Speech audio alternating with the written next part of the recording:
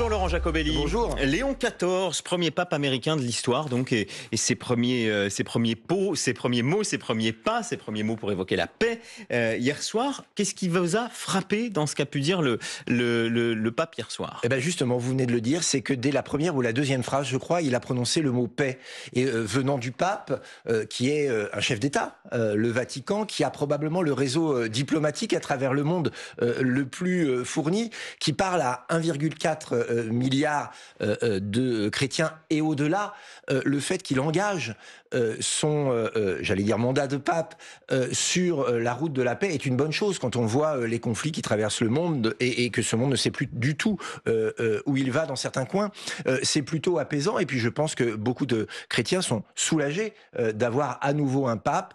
Je pense que ce premier discours était rassurant pour tout le monde. Mais ce n'est quand même pas un pape forcément du profil qui est celui que vous auriez pu espérer, peut-être, non? Écoutez, nous n'avons pas à nous mêler. Vous savez, le spirituel, c'est le certains, spirituel. comme Julien Audoul, ont estimé que ce pape, le pape François, était un pape. On critiquait beaucoup le pape François. Mais chacun en tant qu'individu, peut avoir son avis on est député sur le pape. Moi, en tant que député, je dis c'est aux chrétiens de juger si ce pape est un bon guide pour eux ou pas. Vous savez... Être pape, c'est pas être député, c'est pas être chef de gouvernement.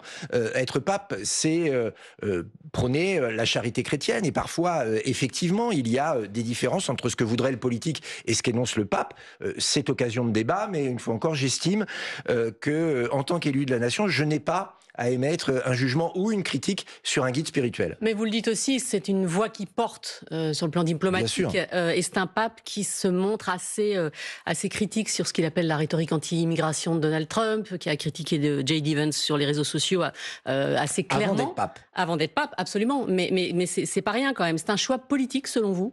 Non, je ne le crois pas. On verra bien après à l'usure comment ce pape se comporte. Je crois que vous savez, on parlait des migrants. Moi, je crois que quand un pape est attristé et appelle à la charité sur le sort de personnes qui traversent la Méditerranée sur des coques de noix et qui risquent leur vie, il est dans son rôle. Il est dans son rôle parce qu'il appelle à l'humanité, il appelle au respect. Quand un politique, et c'est ce que nous faisons au Rassemblement National, dit attention, l'immigration est un danger pour notre nation et elle est aussi un danger pour ceux qui veulent fuir leur pays et croient en l'Eldorado français, nous sommes dans notre rôle. Les deux ne sont pas incompatibles. Vous avez conscience, Laurent Jacobelli, qu'un certain nombre de vos électeurs ne sont pas d'accord avec ça?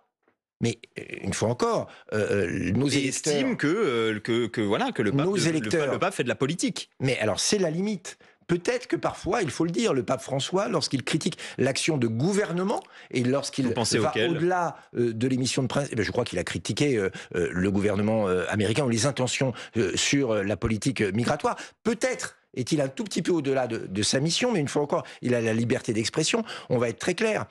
On peut s'émouvoir du sort de femmes et d'hommes qui sont amenés à quitter leur pays ou qui veulent quitter leur pays pour aller vers une nation où ils estiment qu'ils vivraient mieux. C'est audible. Mais nous, notre rôle de femmes et d'hommes politiques, nous, notre rôle qui nous préparons à gouverner avec Marine Le Pen et Jordan Bardella notre beau pays, c'est de dire attention, cette immigration non seulement elle tue des hommes et des femmes, mais en plus elle met en danger notre sécurité, notre identité, ça veut dire qu'il ne faut pas notre système économique. Ça veut dire qu'il ne faut pas écouter le pape, qu'en fait le pape c'est un peu une personne folklorique qui dit des choses mais qu'on n'écoute pas. Mais qui a dit ça ? C'est la question que je vous pose. Mais pas du tout. On peut écouter quelqu'un avec respect et avoir une divergence, soit sur le fond, soit parce que la mission n'est pas la même. Une fois encore, je vous parle aujourd'hui en tant que député et je ne suis pas évêque. Mais en revanche, je reviens sur ce que vous disiez. Vous dites il parle d'humanité, c'est son rôle, mais c'est pas le vôtre aussi? Si, bien sûr, mais il peut se tromper. On peut ne pas être d'accord.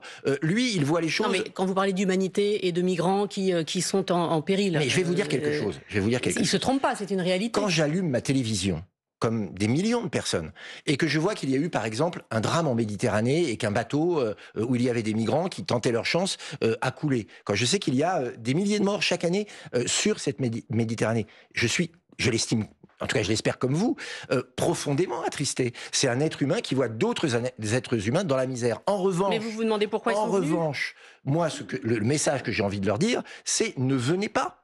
Ne tentez pas cette chance. Non seulement parce que si vous venez sans travail, sans logement, ça ne sert à rien. Si vous venez pour vivre des allocations sociales, ce n'est bon ni pour vous, vous pensez qu'on prend le risque de sa vie d'emmener toute sa famille dans un rafio pour des Il ne faut pas le faire. sociales à l'autre bout du monde? Pour moi, la vraie humanité, elle est de dire à ces gens, ne le faites pas. Ne le faites pas, parce que une fois encore, vous risquez votre vie et que votre projet n'est pas le bon. Vous n'aurez pas l'Eldorado que vous estimez. Et nous, en tant que Français, nous pensons qu'aujourd'hui, les limites sont atteintes. Et moi, mon rôle est de protéger, en tant que député, les Français. Donc, les deux peuvent parfois être en divergence, mais on peut comprendre que le pape ait un regard qui s'attache à l'être humain individuel et à son sort, et que le politique, lui, préserve l'identité nationale, notre économie, notre sécurité, et essaye de préserver des vies. Une fois encore, c'est pas le même angle de vue et c'est pas la même fonction. Laurent Jacobelli, en pleine guerre contre l'Ukraine, la Russie commémore aujourd'hui les 80 ans de sa victoire, si on peut dire, contre l'Allemagne nazie. Défilé militaire sur la place Rouge et discours de Vladimir Poutine dans une grosse demi-heure, qui sera d'ailleurs retransmis en direct sur le canal 27. Une vingtaine de chefs d'État sont là. Le Chinois Xi Jinping, le Brésilien Lula, le Vénézuélien Maduro. L'objectif, c'est de montrer aux Occidentaux qu'ils n'ont pas réussi à l'isoler. C'est le cas ou c'est un leurre ? Non, mais j'imagine qu'effectivement, c'est une démonstration de force. Il ne faut pas être naïf. Je pense que Vladimir Poutine va vouloir montrer que malgré tout, il continue d'avoir des alliés, ou en tout cas des gens qui le fréquentent, qu'il est à la tête d'une armée puissante, parce que c'est ce qu'il va aussi essayer de montrer, et qu'il est dans une logique où il ne veut pas se laisser convaincre ou impressionner par l'Occident. Et c'est aussi probablement un message à Donald Trump, qui a un rôle aujourd'hui un peu pivot dans ces négociations entre l'Ukraine et la Russie. Je pense que rien n'est anodin. Il faudrait être naïf de croire que ce 9 mai est une manifestation comme les autres, évidemment. Le RN au pouvoir, vous seriez allé à Moscou célébrer cet anniversaire en pleine guerre d'Ukraine ? C'est une question théorique, je ne le pense pas. Je pense que le RN au pouvoir ferait tout d'abord pour que la France ait à nouveau un rôle diplomatique. Or, c'est une catastrophe. Ça peut en faire partie peut-être d'aller sur place ? Je pense qu'on peut avoir un dialogue avec des chefs d'État avec lesquels on n'est pas d'accord. Et d'ailleurs, c'est la diplomatie, c'est de parler surtout à ceux avec lesquels on n'est pas d'accord pour essayer d'arranger les choses. Parce que si on est tout le temps entre amis, malheureusement, ça ne mène à rien. On le voit bien avec la politique insensée d'Emmanuel Macron qui, sur la scène internationale, est soit absent, soit parfois, malheureusement, un peu isolé. Et donc, effectivement, il faut parler à tout le monde pour amener la paix. Et moi, nous regrettons que la France n'ait plus ce rôle d'équidistance gaullienne, de pouvoir parler à tout le monde. Le président de la République accumule les erreurs diplomatiques. Quand il reçoit en grande pompe à l'Élysée un djihadiste, un chef de bande, un chef de milice vous venez de dire, pardon, sur le sujet, vous venez de dire à l'instant, si on ne parle qu'entre amis, mais ça si ne vous mène à m'aviez rien. laissé terminer, vous auriez compris la logique du raisonnement. C'est-à-dire que parfois, c'est pas démonstratif. On n'est pas obligé d'accueillir comme un ami celui qui a dirigé des milices barbares islamistes. En quoi il a été accueilli comme un ami ? Écoutez, sur l'accueil, c'était très chaleureux sur le perron de l'Élysée. Or, cet homme Qu'est-ce qui vous a fait dire ça ? Vous avez bien vu, comme moi, les images quand même. Il lui a serré la main, chaleureux. Macron lui a serré la main. Moi, je crois qu'il faut parler à tout le monde. Mais on n'est pas obligé de recevoir... Laissez-moi juste terminer une phrase. Pardon, vous venez de l'exposer, effectivement, et on essaie de comprendre. Non, on doit parler à tout le monde. Je ne suis pas choqué qu'il parle à la Syrie. En revanche, d'accueillir comme un chef d'État normal, comme un chef d'État élu, comme un chef d'État traditionnel, quelqu'un qui était, il y a encore quelques mois ou quelques années, un membre d'Al-Qaïda qui, on le sait, a tué des Français. Il y a une limite que le président de la République a franchie. Cette limite, Laurent Jacobelli, sur la Syrie, vous êtes finalement plus Assad que Al-Shara. Non, pas du tout. Pourtant, des élus RN et un certain nombre d'élus RN, il n'y a pas si longtemps que ça, étaient à Damas avec Bachar. Pardon, c'est une question. C'est un fait. Vous refusez qu'on reçoive. Non, mais je refuse rien. Par contre, j'aimerais qu'on laisse répondre. Ahmed Al-Shara, parce que sinon, c'est pas. J'aimerais que vous laissiez simplement terminer ma question. Vous dites. Ahmed Al-Shara ne peut pas être reçu par Emmanuel Macron à l'Élysée. En revanche, que des élus du Rassemblement national, à l'époque, il n'y a pas si longtemps que ça, se rendent à Damas voir Bachar el-Assad, ne vous posez pas problème. Mais de même que le fait que des élus LR y soient allés, des élus aussi de gauche, oui, je sais bien, mais nous sommes le mouvement politique qui a envoyé le moins d'élus à Damas. Alors vous ne parlez que d'eux, mais en proportion, ils étaient le moins élus. Je le répète, il faut une diplomatie permanente en tout lieu. Cette diplomatie, ça peut être à la fois une diplomatie parlementaire, discrète, ça peut être une diplomatie d'ambassade. Une fois encore, c'est pas la même chose que de recevoir en grande pompe, avec les honneurs de la République, quelqu'un qui, il y a encore quelques mois, était à la tête d'une milice islamiste. Laurent Jacobelli, Ahmed Al-Shari, oui, il a fait le djihad. Personne ne l'a Mandela se faisait traiter de terroriste. Même De Gaulle a été critiqué quand il a voulu discuter avec l'Allemagne. Non, excusez-moi, on peut pas. On peut lui faire crédit. Est-ce qu'on peut lui faire crédit du fait qu'il a changé et qu'il est en train aujourd'hui de réunir son pays ? Je crois qu'il y a quelques semaines, des Druzes et des Alaouites ont été massacrés. Le renseignement américain... Par qui en tout cas, il semblerait, selon certaines sources du renseignement, qu'il puisse y avoir un lien avec des proches de ce dirigeant syrien. Les renseignements américains sont inquiets de la livraison de passeports à des djihadistes, des passeports syriens par le gouvernement actuel en Syrie. Donc, une fois encore, on n'est pas dans une espèce de relation diplomatique normale. On ne reçoit pas le chef d'État de la Suisse à l'Élysée. Sur le fond, qu'a annoncé Emmanuel Macron qui vous a choqué? Le symbole, c'est important en politique. Il n'y a pas de levée des sanctions? Non mais, d'accord. Mais ça compte pas le concret, Laurent Jacobelli? Mais il n'y a pas de concret. Le problème ne pas lever les sanctions, c'est du concret. Excusez-moi, je vais essayer de vous expliquer clairement ma pensée. Comme le général de Gaulle, la diplomatie française s'honorerait à parler à tout le monde, même à nos ennemis, pour essayer de trouver une voie. La manière dont on parle aux gens ne peut pas être la même. On ne parle pas au nouveau chancelier allemand qui vient d'être élu, qui est un pays ami, comme on parle à ce dirigeant syrien qui vient du terrorisme. Et donc on lui parle comment à Medel Shara? On a d'autres voies, on a des intermédiaires, on a des diplomates. Est-ce qu'il a fait des faux pas jusque-là? On ne l'accueille pas comme si c'était un grand homme d'État normalement élu. Il y a des degrés dans la démonstration d'amitié de la République française avec d'autres régimes. Il y a des régimes avec lesquels on parle sans être amis et que l'on condamne, et des régimes que l'on reçoit à bras ouverts parce que ce sont des régimes amis. Il y a une confusion des genres chez Emmanuel Macron qui a raté sa politique diplomatique, tant au niveau européen où il s'est laissé, excusez-moi l'expression, bouffer par la volonté allemande et Madame Ursula von der Leyen, sur le plan international où Donald Trump a pris le relais d'un président français et d'une Europe qui était absent de résultats dans la négociation entre l'Ukraine et la Russie, et on le voit, une diplomatie plus que chaotique avec la Syrie. Vous avez vu le gouvernement qu'il a constitué, par exemple? Oui, et toutes les minorités y sont, il y a même une femme, les chrétiens d'Alep, que je sache, se plaignent pas. Est-ce que, encore une fois, il y a d'autres solutions? Vous n'avez pas nié les massacres qui ont lieu il y a quelque temps. Oui, mais vous n'avez pas nié que 260 sauf que vous n'avez pas nié qu'ils sont aussi le fait... sont morts à cause d'attentats islamistes. Enfin, une fois encore... Ils sont le fait de djihadistes qui veulent, entre guillemets, plomber Al-Shara. Et donc, est-ce que c'est pas le moment de le soutenir contre ces forces contraires, précisément? Quelle autre solution y a-t-il pour la Syrie? J'admire, j'allais dire, votre foi en la rédemption, qui pourrait parfois peut-être même être qualifiée de naïveté. Moi, je pense que quelqu'un qui a du sang sur les mains, qui a prôné l'islam radical, l'islamisme, qui a tué pour ça, qui s'est réjoui d'attentats, qui a tué des Français, pour moi, du jour au lendemain, ne devient pas un doux agneau. Voilà. C'est probablement la différence. Quelle autre solution a-t-on, Laurent Jacobelli, à l'heure qu'il est? Essayer d'envisager en Syrie un gouvernement qui demain soit plus proche d'un gouvernement démocratique, négocier... Essayer de renverser le gouvernement Non, mais attendez, actuel. La France des coups d'État à l'étranger, ça n'existe pas ou ça n'existe plus.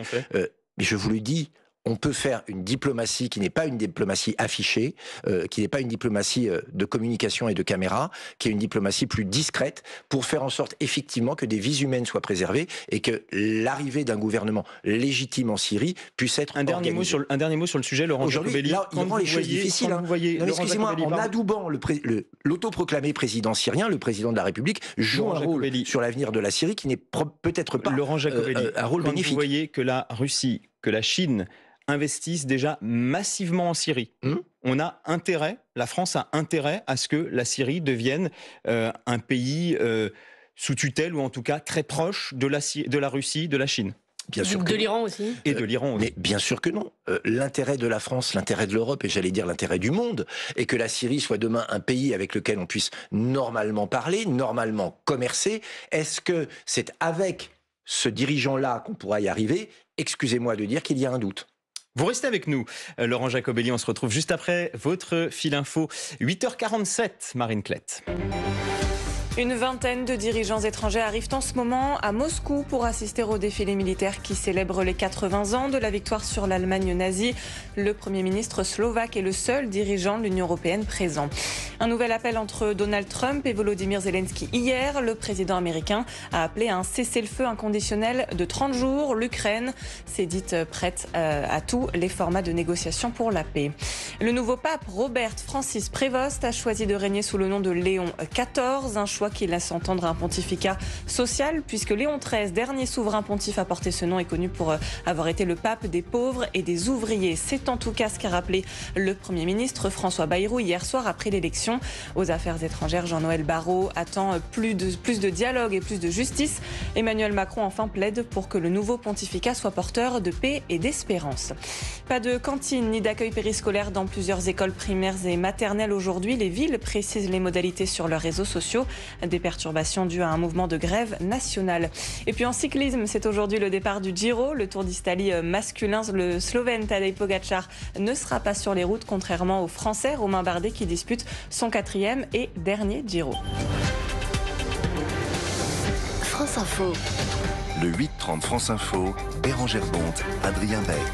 Et ce matin, Laurent Jacobelli, député de Moselle, porte-parole du Rassemblement national. On va revenir quand même sur ce 9 mai, 8 mai, 9 mai, Vladimir Poutine, parce qu'on a glissé vers la Syrie.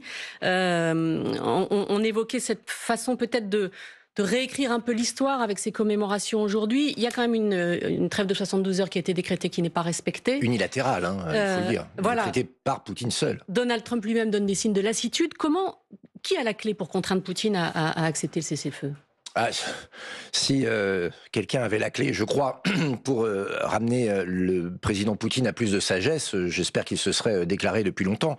Je pense qu'il faut aujourd'hui discuter, effectivement, mais je pense qu'il faut une organisation internationale qui abrite ces discussions et qui réunisse autour de la même table, enfin, l'ONU, bien sûr. C'est efficace encore, l'ONU ? En tout cas, il faut le faire, il faut l'espérer, parce que des initiatives individuelles d'un pays ou d'un autre qui parlent soit à l'Ukraine, soit à la Russie, mais qui a du mal à parler aux deux, on voit bien les limites de l'exercice. Il faut maintenant que on se dirige vers la paix, que pour ça, on ne pourra pas le faire ni sans le président Zelensky, ni sans Vladimir Poutine. Il faut éviter une paix contrainte pour Zelensky, parce que à force de ne pas négocier, y compris avec Vladimir Poutine, et c'est le cas de la France, on va contraindre peut-être demain l'Ukraine à accepter une paix de capitulation, ce que nous ne voulons pas.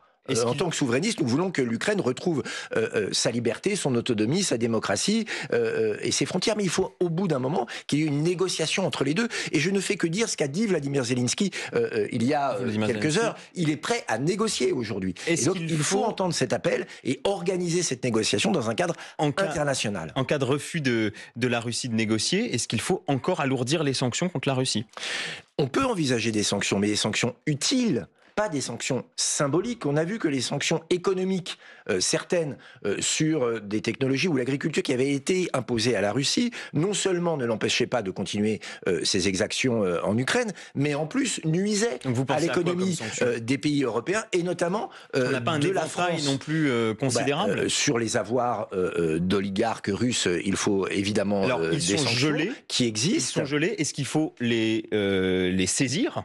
Mais on peut tout envisager, les intérêts sont déjà saisis, c'est une bonne chose. Il y a derrière une question de droit international qui n'est pas simple à régler, mais en tout cas, c'est une voie à laquelle vous dites qu'il ne faut pas exclure de saisir les avoirs russes. Il ne faut pas exclure d'éventuelles sanctions, il faut exclure des sanctions qui à la fois seraient inefficaces et qui nuiraient à nos propres intérêts. Je pense qu'au bout d'un moment, l'aveuglement idéologique doit cesser. Mais je crois que au-delà, cette guerre dure depuis trop longtemps, et Marine Le Pen a proposé un chemin depuis maintenant de nombreux mois. Ce chemin, c'est, je le répète, une réunion internationale, un conseil international sous l'égide de l'ONU, avec les principaux partenaires, ceux qui sont intervenus. On peut parler de la Turquie, évidemment des États-Unis d'Amérique, ceux qui sont concernés, je pense aux pays baltes, aux pays d'Europe de l'Est, qui ont une crainte légitime du pouvoir russe actuel.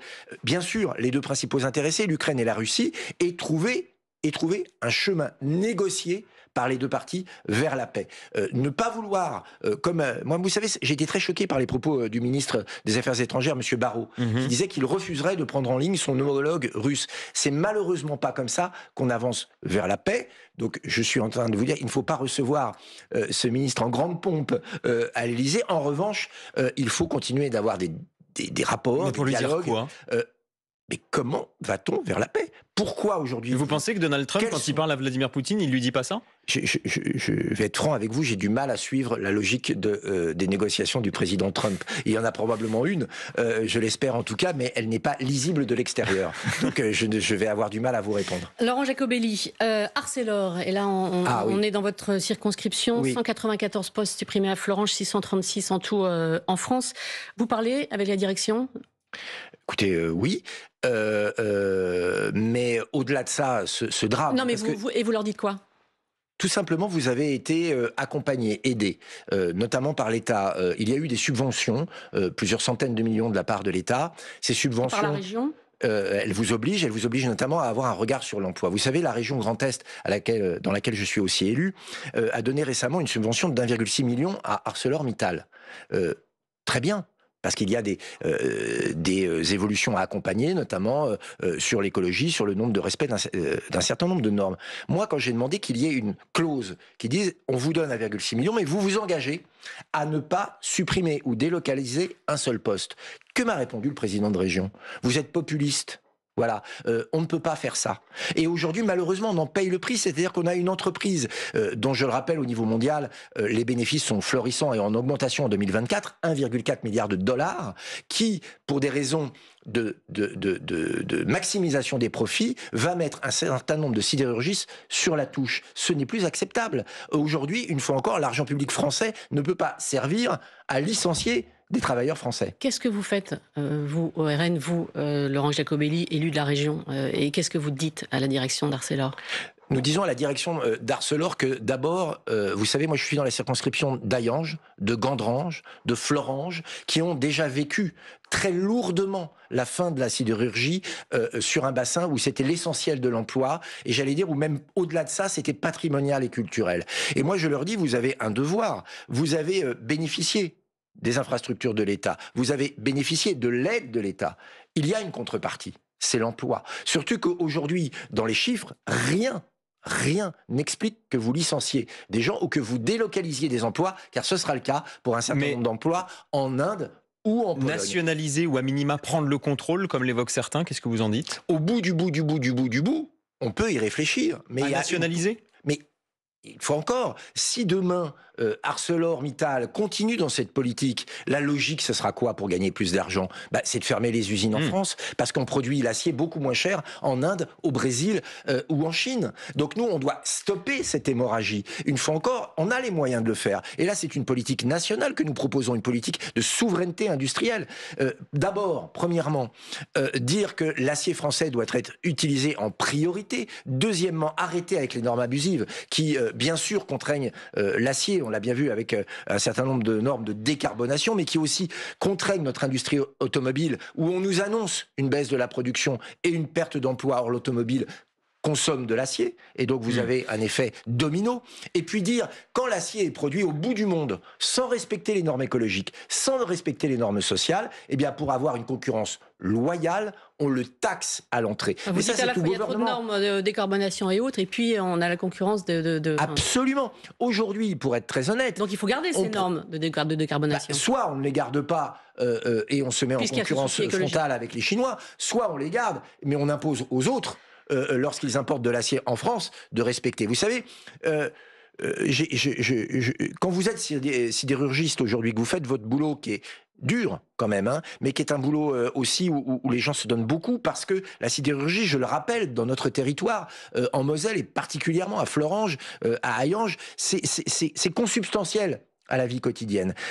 Il est incompréhensible que vous apportiez à la richesse d'un groupe comme ArcelorMittal, que vous apportiez à la richesse de l'économie française et que vous soyez traité comme un poids économique. C'est pas tolérable et c'est pas respectueux. Donc d'abord, je tiens à apporter mon soutien à tous ces sidérurgistes qui ont peur pour leur avenir, à leurs familles, parce que c'est tout un écosystème qui risque de s'écrouler sans raison, si ce n'est le manque de vigilance, si ce n'est les normes absurdes, si ce n'est l'avidité de certains groupes et si ce n'est le fait que la France se soit vautrée dans la mondialisation dont on voit aujourd'hui les effets néfastes. Un dernier mot, Laurent Jacobelli, vous savez combien ça coûterait s'il devait y avoir une nationalisation?